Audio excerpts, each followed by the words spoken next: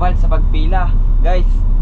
Dahil tumawag yung aking konduktor, kami daw ay last tripin dito sa sa Buendia, pabalik ko ng Batangas.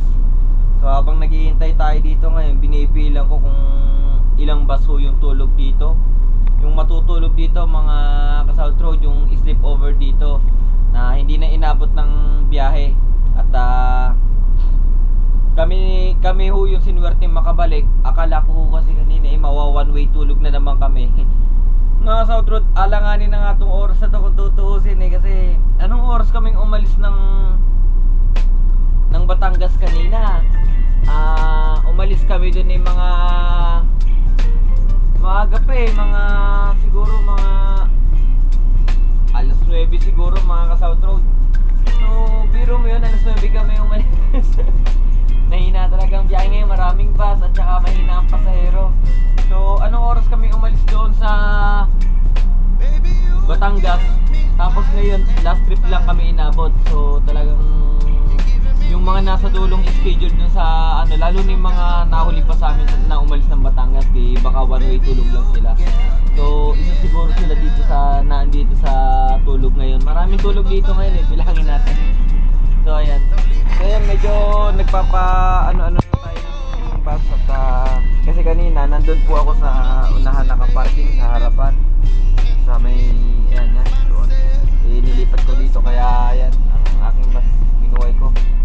Nga palang gaganda nga pala ito mga ka-South Road medyo i-flex ko lang po sa itong bus na to, itong aking 573 ngayon.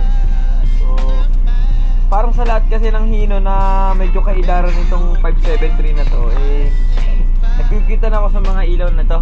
Ayan, sa mga gilid-gilid na yan. Talagang buo pa still working. Hanggang doon yan sa likod. Ayan.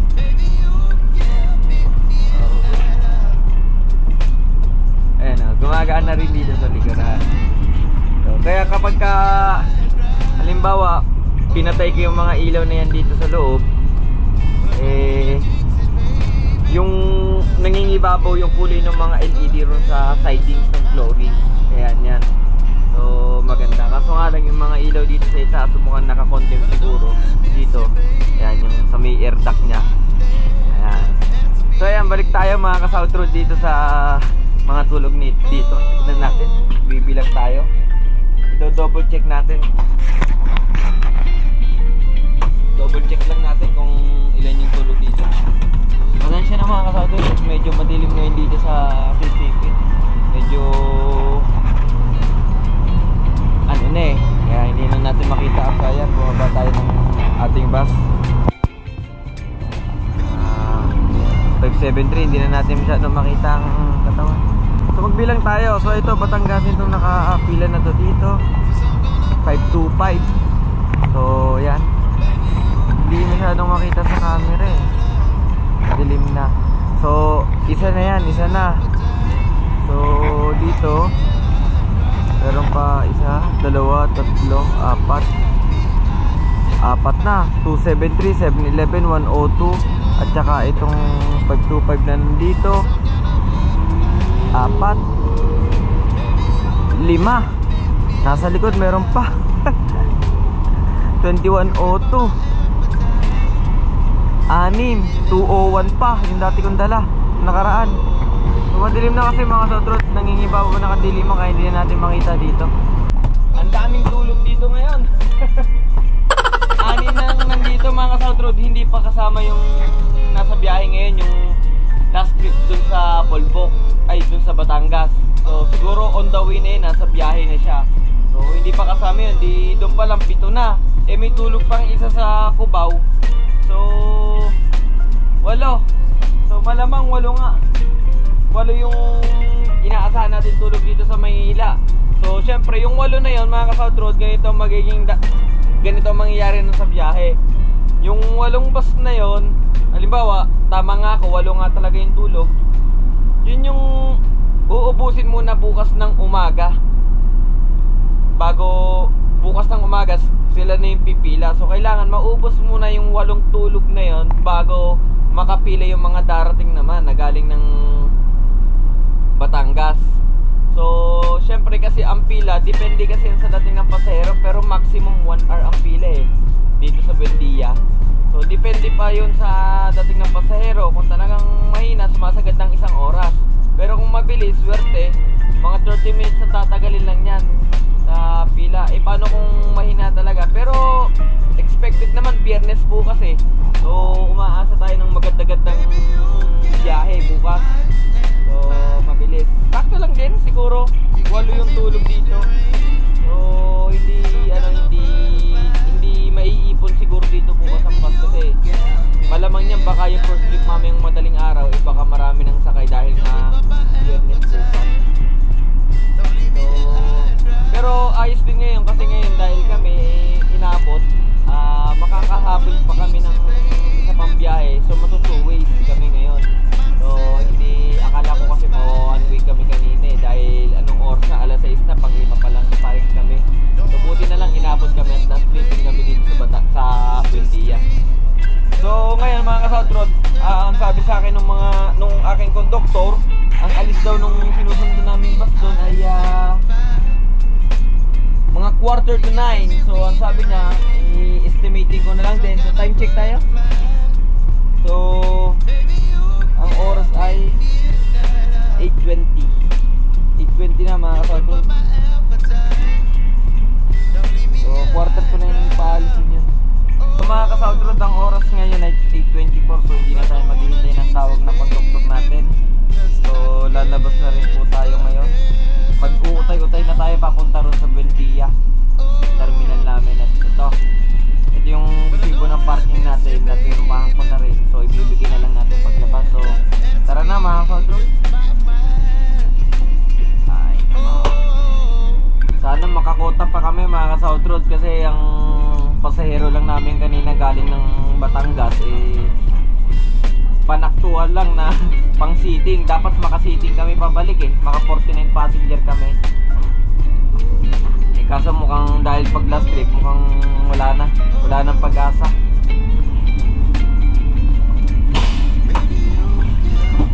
Ayan, dito namin binibigay itong pagtingan. Thank you. Apo. Batangas po. Apo. Yes po. Batangas. Kaway. Kaway. Naka-vlog tayo. Apo. Thank you. So yun. Shoutout sa seller ng parking. Palabati siya. Tinanong niya tayo kung saan daw ang biyahe natin. Batangas tayo. Nakabalik nga tayo mga South Road. Nabuo nga yung ayun 517. Yun siguro yung nag-last trip sa Batangas. So ano na sila dyan, 7 na sila dyan mga ka-South Road. Eh meron pang isang Cubao, malamang doon na yung matutulog sa Cubao. So baka nga 8 talaga. Ay nako, buhay ng biyahe. 273, shout out 7-Eleven, mga tulog.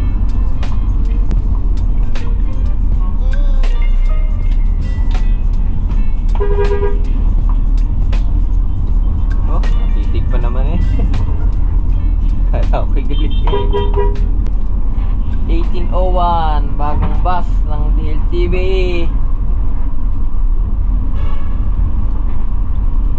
583 pa lang sinusundan namin. Mga last trip na yata yan ng mga long haul eh. Oh, mga last trip yan. Thank you. Sige, Ner.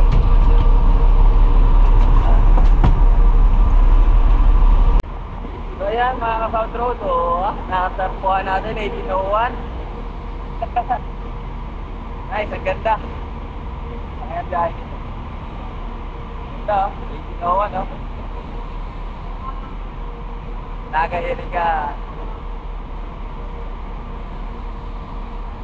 Kaway. Ikaw driver? Ikaw ang driver? Pwede kang i-vlog yan sa loob. I-vlog lang natin sa loob. Hindi naman yan. Sige. Ganda kasi nito. Ganda ng mga Ito lang, dito lang sa cockpit. Asia Star, mga South Road yan. Ganda. Cockpit. Cockpit.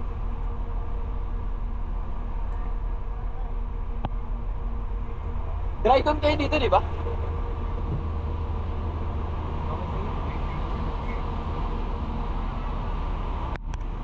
Ayan mga South Road, medyo parang masungit yung ating driver ng 1801. Baka daw umiyak yung mga pasahero pag kami nag-vlog sa loob. Bayaan na lang natin siya. Ayan mga South Road. Ay. Kaway.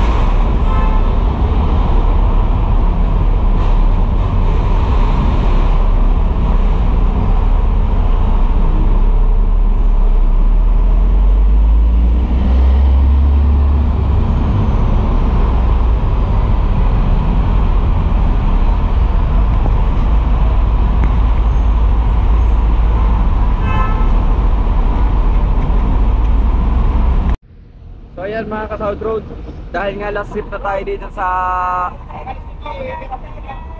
Buendia Terminal, tayo po ay aalis dito ng alas 10. So mahaba-habang oras pa bago tayo umalis. So 8:55 nakapila na tayo dito. So kanina pa. So SMT pa, alis na rin. Okay, ilang minuto na tayo nakapila dito mga ka-South Road. So ayan, makikita natin yung mahina ng dating na pasahero dito sa Buendia Terminal. So ilan pang sumasakay sa atin ngayon. Ay, may kapasok. Yeah! Whoop!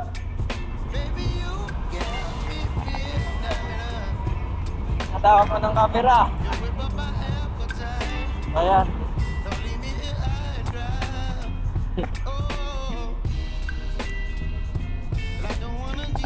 Ano ba pala mga sponsor? Try natin. So talagang hindi na tayo makakakota nito. So talagang ano na lang to, sa pilitan na to. Pero hindi na kumasa makakakota to. So mga kautuloy, sinuulit ko ang last trip natin dito. Ang last trip natin dito sa Buendia Terminal ay alas 10. Alas 10 lahat, sa lahat ng lukan. So ayun. Tayo natin.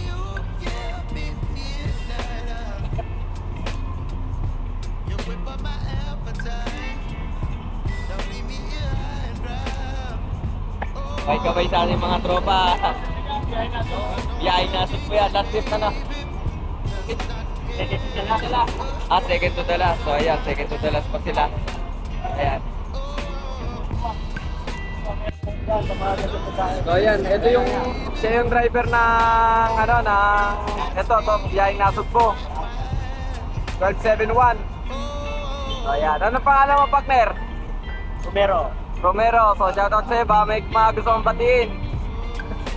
Nabati ko lang yung aking pa nasawa sa akin. So sa atin naman konduktor ang nasod mo. Dods, may tatanong kami. Ano pangalan mo muna? Leonard. Leonard. Tagalog.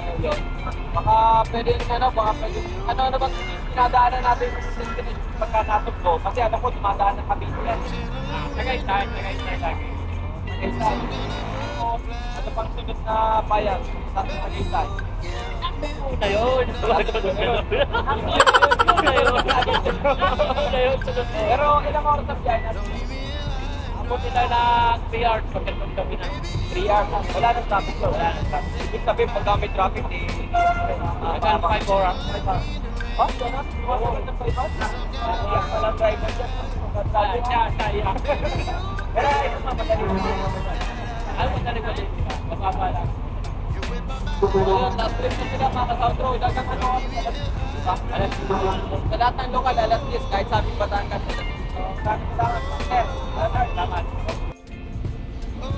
So ayan guys, habang nagkakapit tayo, nakita ko may paparating na Asia Star na bagong unit. Kaya akin po itong kinuhaan muna ng video. So ayan, kita-kita natin, ang ganda. So haba, mataas, matangkad, at napakita mga South. So ayan o.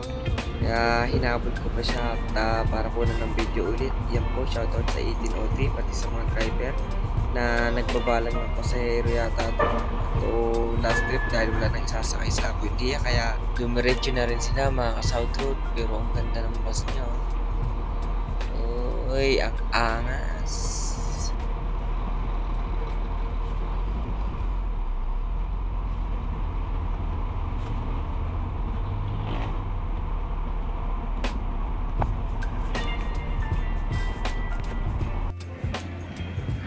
So yun guys, balik muna tayo sa aking bus at i-monitor ko ulit yung ating mga gauges kung okay pa ba, temperature, fuel, battery amperes, then water temperature, stable naman lahat mga South Road.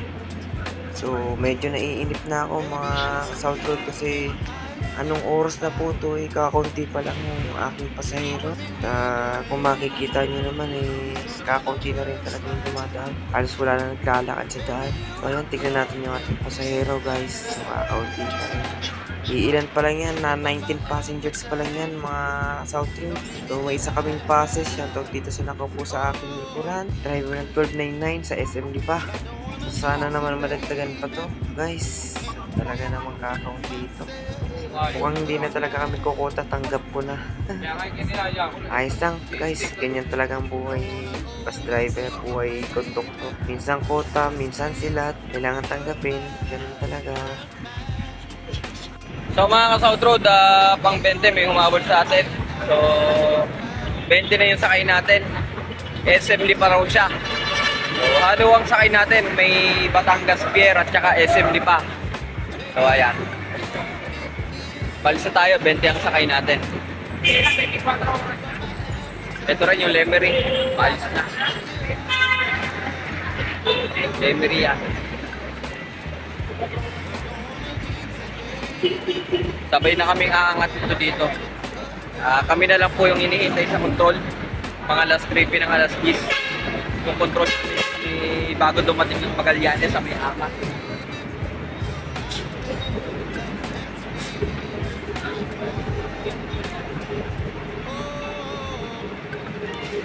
Kaway! Kaya mga tulog ka na dito. Wala nang hahabol mga ka-South Road. Alis na kami dito. Ilang minuto na lang. Tingnan ko yun. Nakita ako. Kasama ang palad mga ka-South Road, hindi tayo nakakota. So ang koleksyon namin kanina paluwas ay nasa 6,000 lang.